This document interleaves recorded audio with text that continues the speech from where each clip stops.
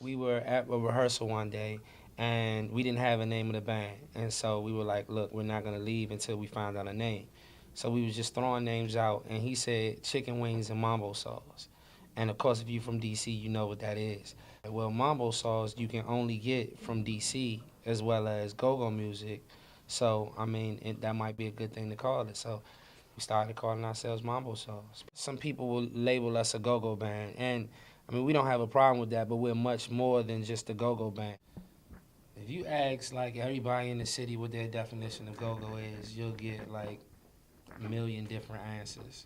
I call it the black man's rock and roll, you know, because that's how I feel. I feel like it's kind of like the rock that you'll get from, like, a Metallica and, you know, but in a more, like, an urban type of pattern.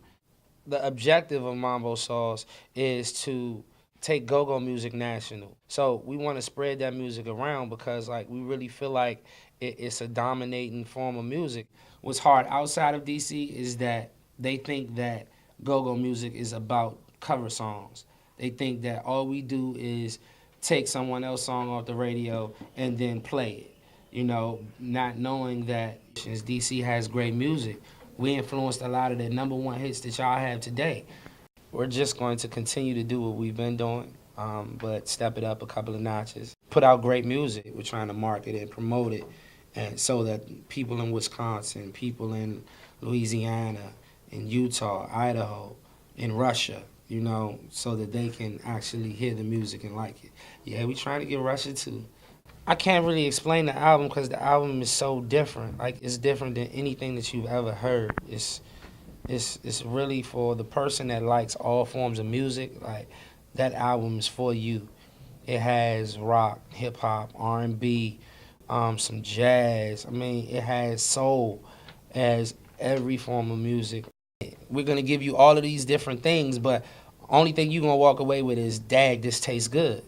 But you're still not gonna know what's in it.